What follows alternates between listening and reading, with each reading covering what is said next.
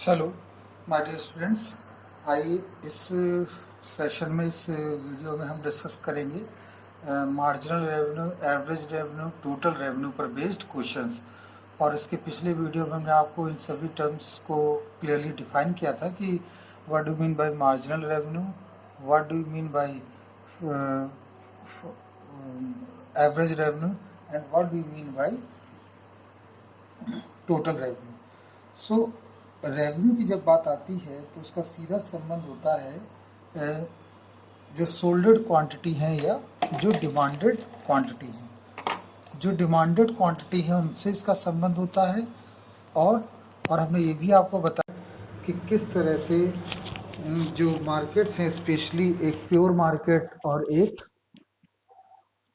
Monopoly, तो किस तरह से मोनोपोली मार्केट में टोटल रेवेन्यू कैलकुलेट किया जाता है और किस तरह से प्योर मार्केट में टोटल रेवेन्यू या मार्जिनल रेवेन्यू को कैलकुलेट किया जाता है।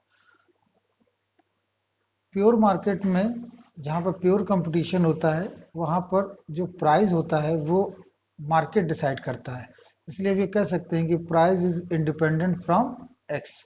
तो एक्स वहाँ पर कांस्टेंट होता है, वहाँ पर पी फिक्स होता है। दूसरे टर्म में अगर हम बात करें कि मोनोपोली, तो मोनोपोली में आप जानते हैं एक ही सेलर होता है और वो यूनिक प्रोडक्ट बेचता है, तो वो उसकी सप्लाई को भी अफेक्ट करता है और उसके प्राइस को भी। वो जानता है कि अगर हम अधिक क्वांटिटी को सोल्ड करना चाहते हैं तो हमें प्राइस को कम रखना पड़ेगा। तो ही totally control the price of commodity. तो ये जो क्वेश्चन है, जब किसी क्वेश्चन में कुछ ना मेंशन हो तो हम उसे नॉर्मल रेवेन्यू से रिलेटेड क्वेश्चन समझते हैं, देखते हैं। तो एक क्वेश्चन है, let's start that question. Question में कहा जा रहा है कि एक फर्म है जिसका डिमांड फंक्शन है P is equal to, firm है डिमांड फंक्शन इसका है P is equal to 10 to the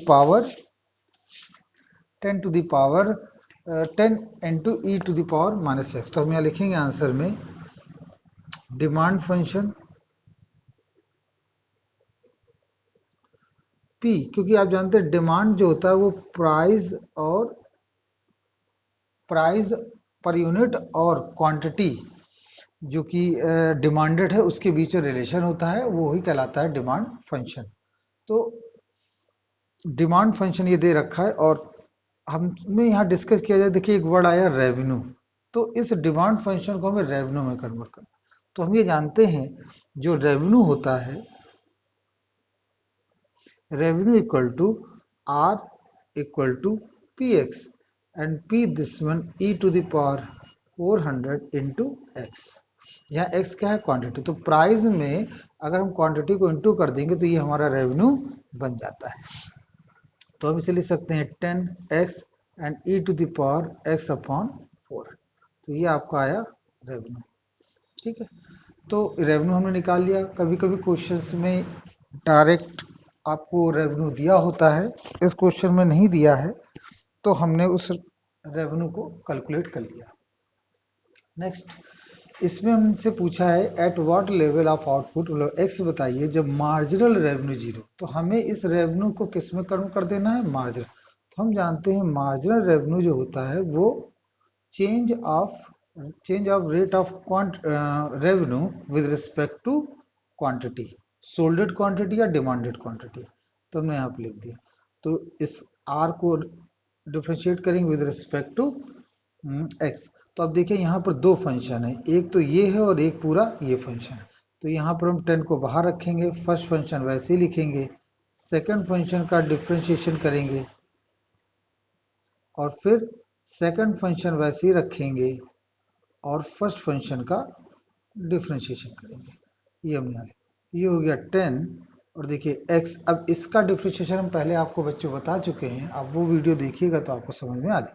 हम यहाँ पर इसको डाट, तो इसको हम t मान लेंगे, तो e की पावर t का e की पावर t, लेकिन जिसे t माना उसे भी डिफ्रेंशिएट करेंगे तो ये आ जाएगा -1 अपॉन 400।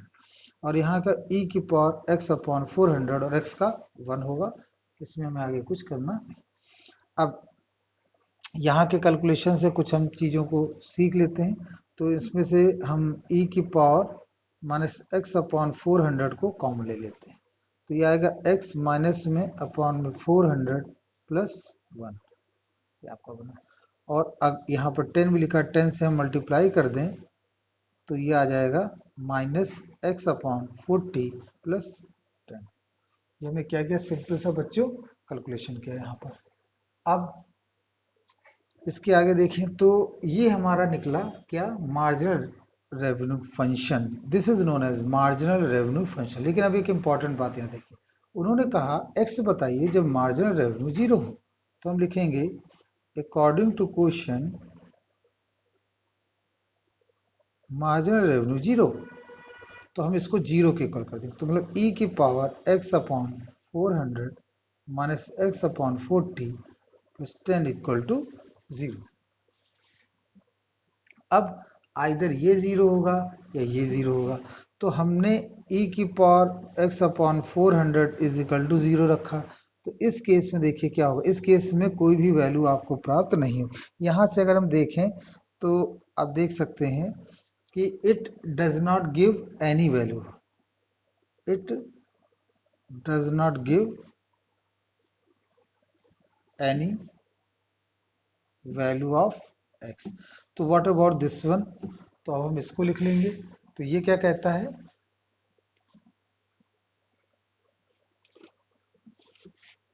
देखिए ये क्या कहता है, ये कह रहा है कि x upon 40 plus 10 equal to 0। इसको कैलकुलेट कर लेते तो minus x upon 40 is equal to minus 10 cancel हो गया, x इज इक्वल टू कितना आया 400। तो जब quantity x is equal to 400 होगी तो उस सिचुएशन में जो मार्जिनल रेवेन्यू होगा वो क्या होगा, जीरो होगा। मतलब कि एडिशनल क्वांटिटी को सोल्ड करने पर आपको कोई भी रेवेन्यू प्राप्त नहीं होगा। यही अर्थ होता है मार्जिनल रेवेन्यू का। तो आई होप ये आपको समझ में आया होगा क्वेश्चन जो हमने यहाँ पर बताया। ठीक है बच्चों, तो इन्होंने यहाँ पूछा कि किस क्वांटिटी पर मार्जिनल रेवेन्यू जीरो होगा, तो x इज इक्वल टू 400 पर मार्जिनल रेवेन्यू जीरो होगा। देखिए मार्जिनल रेवेन्यू एवरेज रेवेन्यू को और अच्छी तरह समझने के लिए जरूरी है कि आप इकोनॉमिक्स की बुक से इन कॉन्सेप्ट्स को और अच्छी तरह से समझें। तो आई होप ये क्वेश्चन आपको क्लियर हुआ होगा। Thank you very much.